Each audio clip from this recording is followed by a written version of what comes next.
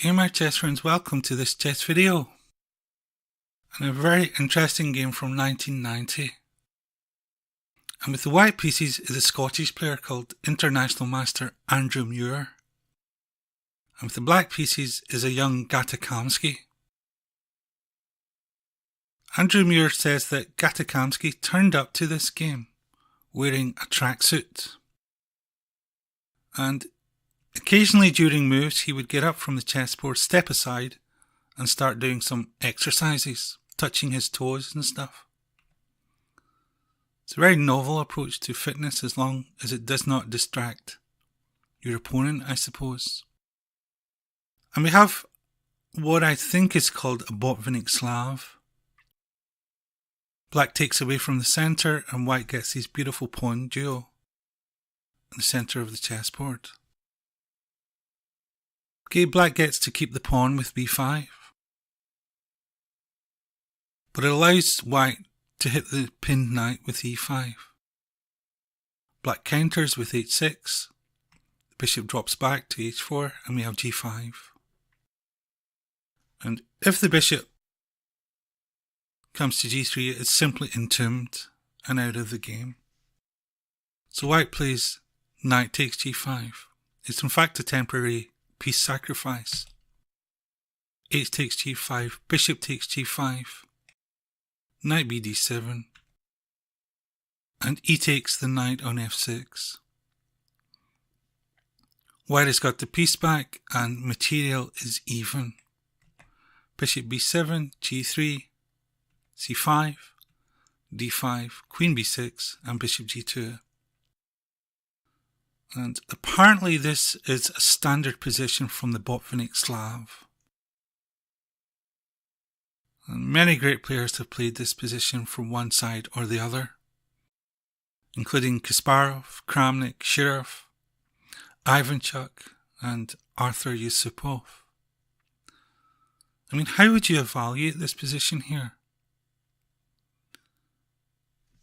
We're often told in chess that pawns are worth 1 point. I mean, is this pawn on b2 worth the same as this pawn on f6? Or what about this pawn on h2? It's in fact an unopposed passed pawn. I mean, what value are we going to put on it? 1.2? 1.5? You can see how tricky it is to evaluate these type of things purely in numerical terms.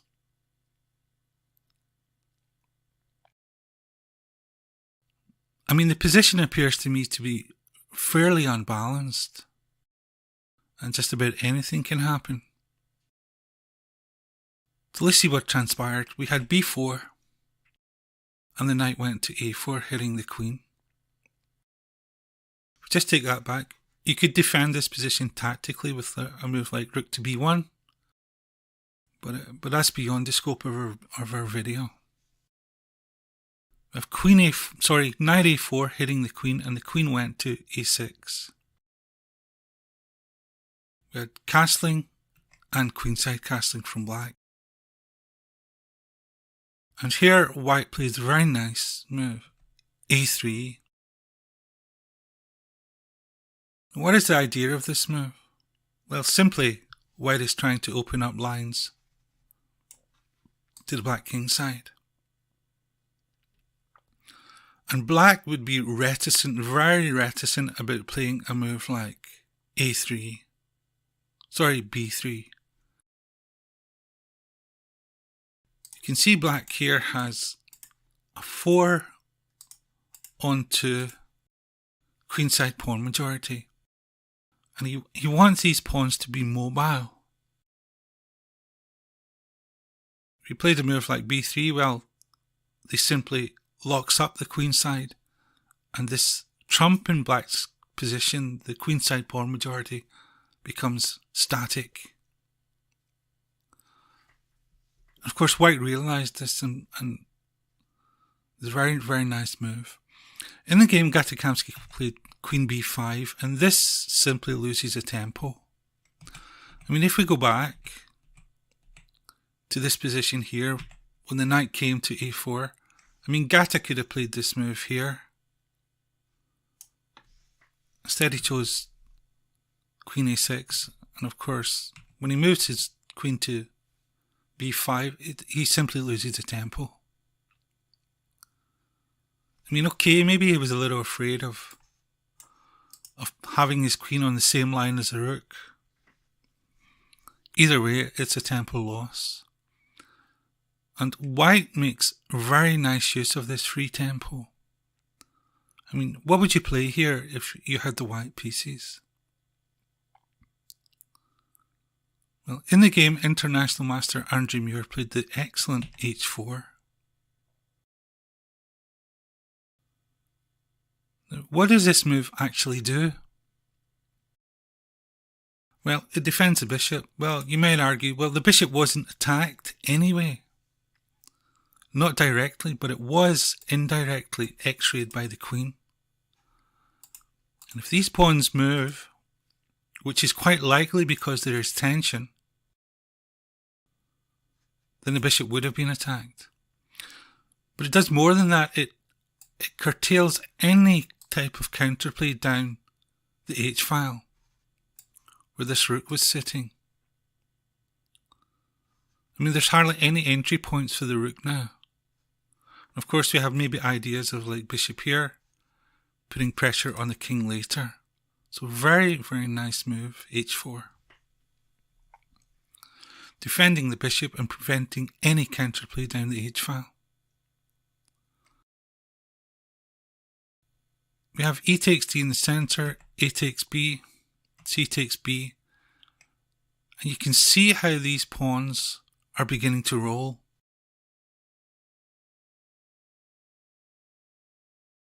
Now, what would you play in this position here? It's pretty tricky. And International Master Andrew Muir, he played a move that is far from obvious, but is super strong. He played bishop to e3. I mean, what does this move do? Well, if we put the bishop back, what is the bishop doing here? It's purely a defensive piece. It's just nursing this pawn here on f6. If we bring it to e3, we can see it becomes an attacking piece. It conspires with the rook to put pressure on the defender of the king side, the a7 pawn. And there's ideas of using it perhaps on d4 to blockade this rolling pawn majority. So very, very nice move, turning a defensive piece into an attacking piece. I liked it. I really liked this move. Knight c5 and queen g4, check. And there is no real good way to meet this check. If black plays something like king to b8, now the queen comes to d4. Rook defends the knight. Takes. Bishop f4, king b7. And white is in fact winning this position. In the game, Gata Kamsky played king c7. King is made to dance. King c6, takes, bishop takes, and rook e1. And here Gata played a pretty disastrous move. He played king b6. I think he might have missed white's next move, which again is far from obvious to see. Because white in fact played the excellent rook to e7. It's not obvious to see a move like this. I mean, if Gata had seen this move, he would have probably played something like bishop here, tempoing the queen, bringing the bishop here to e6 to prevent this move. So I don't know if he never saw it or he didn't value evaluate it correctly. But rook e7 is an awesome move. Now what does this move in fact do? Well, it's putting pressure, if after the exchange here, putting pressure on black's position, and it's taking away the bishop, which was an excellent defender of the king. These rooks will be reduced to passivity, having to nurse and guard this advanced pawn. Let's see how it played out. Rook d7, bishop e3 comes with check. You can see how black is severely missing this dark square bishop. King came to c6. Queen g7, hitting the rook and the pawn. Rook went to e8. Queen f6 came with check. And here Gata Kamsky played the best move. Rook d6. Putting his rook in a self-pin. If he plays something like king c7, well, he's just asking for it. Dark square bishop comes to f4, king c8, bishop h3. And he's just toast. He's roasty toasty here. So he played rook d6, which is absolutely the best move in the position. Queen takes on f7. And this sounds the death toll for black, in fact. Once this f-pawn is gone, all of white's pieces are absolutely free and mobile, exerting great pressure on black's position, as you can see. I mean, look how passive black's pieces are. Rooks are defending the pawn.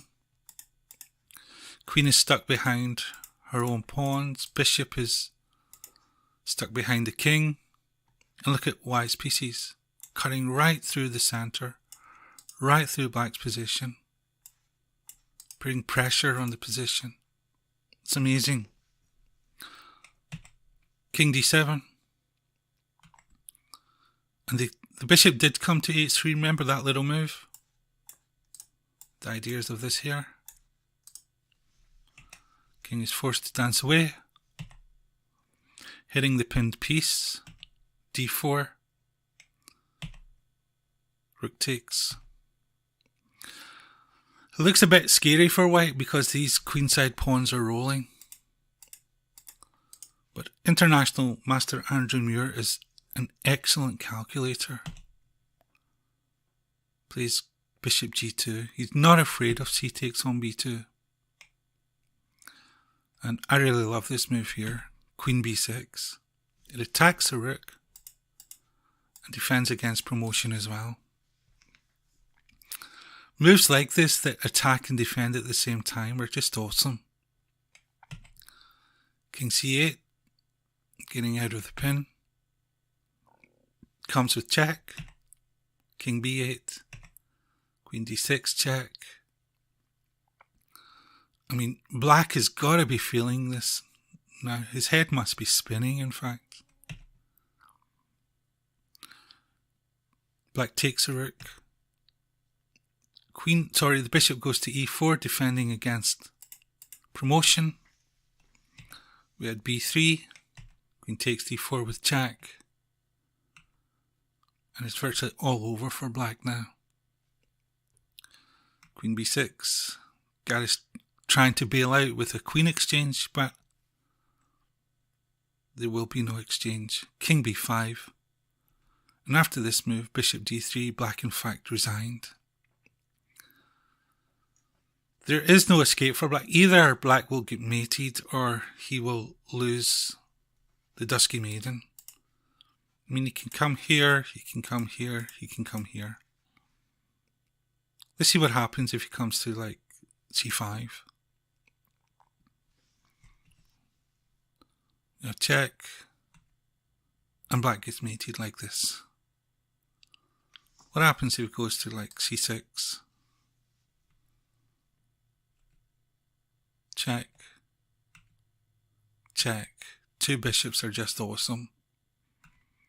takes, and he gets mated like this here. And what about if he comes to b4? Well, you're going to lose the dusky maiden like this. So very, very nice game from International Master Andrew Muir. I thought there was some very instructional moments. This little move g3 where he essentially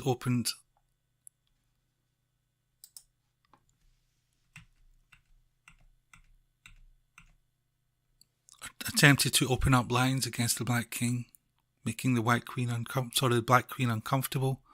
And this wonderful move h4, stopping any counterplay down the file, defending the bishop. And then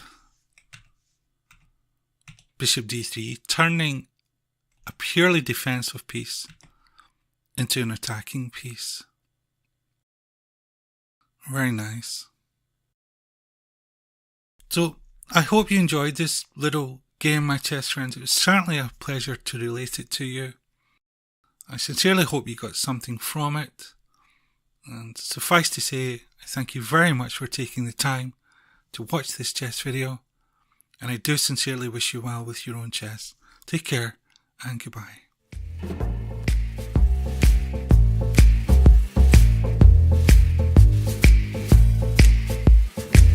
Never know how much I love you. Never know how much I care. When you put your arms around me, I get a fever that's so hard to bear. You give me fever.